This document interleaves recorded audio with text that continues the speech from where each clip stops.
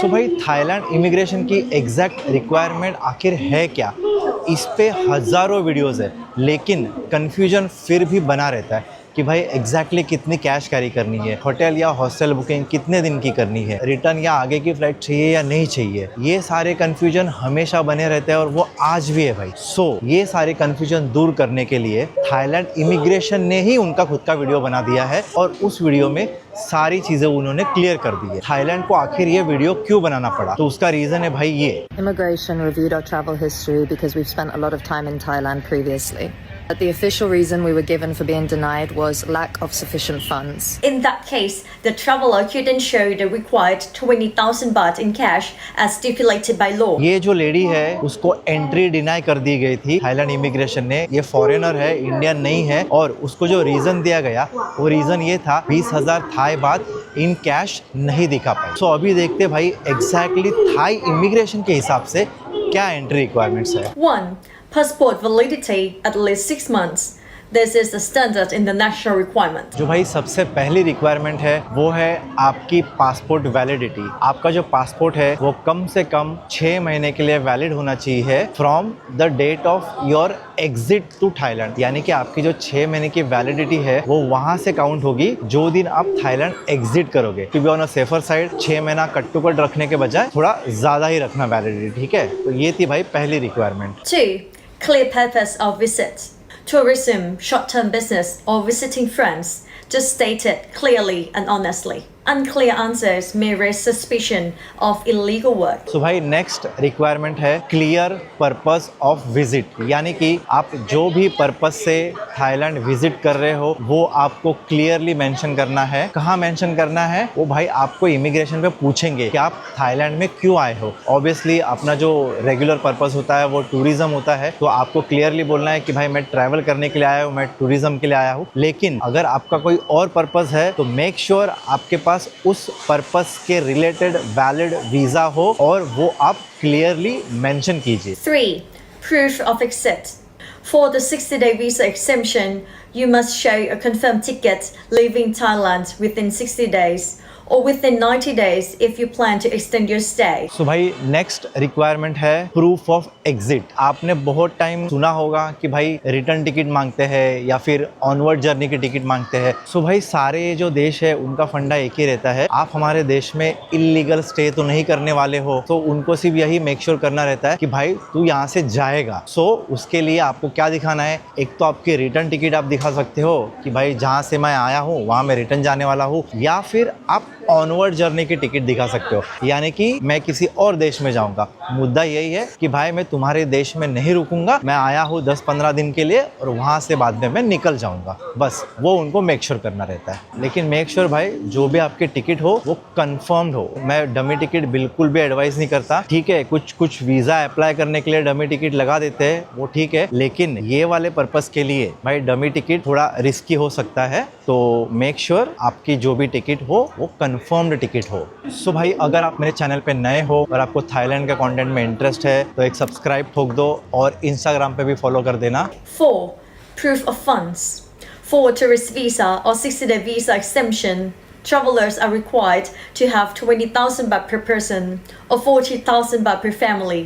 Next और सबसे important requirement है भाई प्रूफ ऑफ फंड्स। यानी कि आपका जो स्टे है उस दौरान आप प्रॉपरली फंडेड हो, आपके पास इनफ मनी है। अभी जैसे आपने सुना उनकी जो रिक्वायरमेंट है वो है भाई 20,000 थाई बात पर पर्सन या फिर 40,000 थाई बात पर फैमिली। अभी इनका जो इमिग्रेशन का वीडियो है उसके स्टार्टिंग में जैसा बोला था उस ट्रैवलर को एंट्री डिनाई की गई थी क्योंकि वो 20,000 थाई बात इन पर्सन कैश में नहीं दिखा पाई। सो इट इज एडवाइजेबल जितना हो सके आप 20,000 थाई बात कैश में रखिए। लेकिन ऐसे भी एग्जांपल्स है जहाँ पे क्रेडिट कार्ड्स, बैंक बैलेंस, ऐसे भी चीज़ें उन्होंने एक्सेप्ट की है। मैं यहाँ पे एक चीज़ एकदम क्लियर कर दूं भाई, ये कम्प्लीटली डिपेंड होता है इमिग्रेशन ऑफिसर पे। ऐसा कोई हार्ड एंड फास्ट रूल है या नहीं है ये कोई नहीं बोल सकता है कि भाई मुझे क्या 20,000 थाई बात कैश में ही लेके जाने हैं या फिर थोड़ा USD थोड़ा थाई बात में से लेके जा सकता हूँ या नहीं लेके जा सकता हूँ। भाई ये बात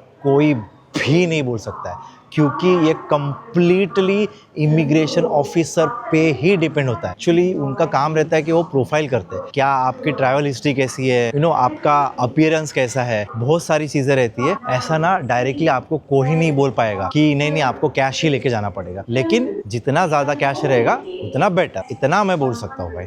5. Confirmed accommodation. You must show where you'll be staying.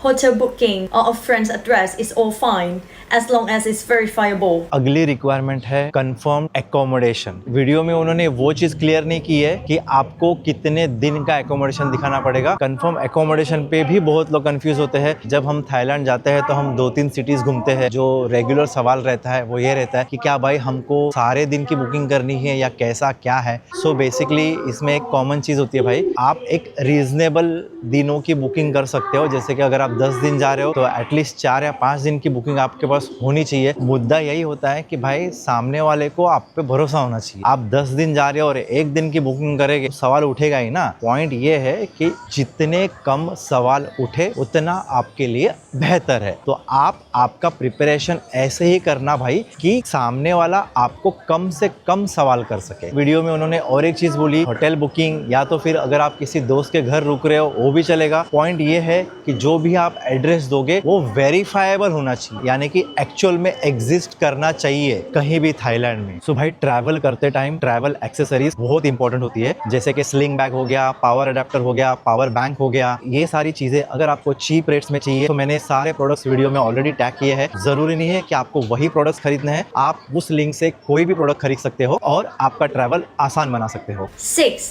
TDAC or Thailand's Digital Arrival Card. Starting in 2025, all arrivals must complete the TDAC every time they enter Thailand. तो भाई अगली जो रिक्वायरमेंट है वो है TDAC, यानी कि थाईलैंड डिजिटल अराइवल कार्ड। ये 2025 से चालू हुआ है। इसके बगैर आपको एंट्री नहीं दी जाएगी और अगर आपके पास वो नहीं है तो यहाँ आके आपको फिल करना पड़ेगा। और TDAC भरने की जो विंडो है वो आपके ट्रैवल के 3 दिन पहले ओपन होती है। यानी कि अगर सपोज आपका ट्रैवल 4 तारीख को है तो 1 तारीख से लेके 4 तारीख तक कभी भी आप TDAC फिल कर सकते हो। और एक बात ध्यान में रखिए, TDAC कंप्लीटली फ्री है और आपको इसके लिए किसी को पैसे देने की जरूरत नहीं है। मेक श्योर आप TDAC ऑफिशियल वेबसाइट पे जाके ही भर रहे हो। अभी TDAC में सीन ऐसा है कि भाई अपने को होटल का अपना एड्रेस भी डालना होता है, तो वहाँ पे बहुत सारे लोग कंफ्यूज हो जाते हैं कि भाई मैं तो 2-3 जगह जा रहा हूँ, अभी मैं कौन सा एड्रेस डालूँ। तो आप जो डेस्टिनेशन पे पहले जा रहे हो आप वहाँ का एड्रेस डाल दीजिए। ये थी भाई रिक्वायरमेंट TDAC की। 7. Frequent visa runs are stricter screening.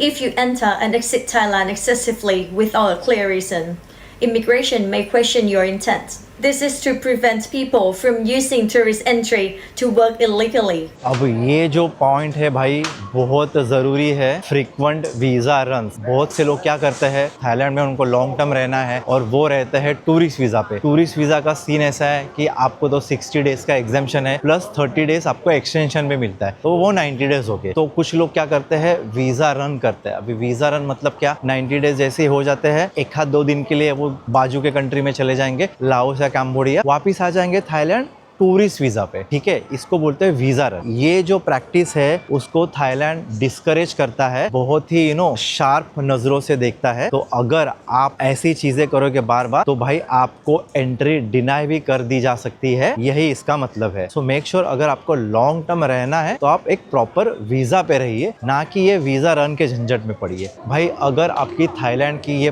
पहली ट्रिप है तो मेरा ये वाला वीडियो जरूर चेकआउट कीजिए। और थाईलैंड के एयरपोर्ट में उतरते ही आपको कौन सी चीजें अवॉइड करनी है, कौन सी मिस्टेक्स अवॉइड करनी है, उसके लिए मेरा ये वाला वीडियो जरूर चेकआउट कीजिए।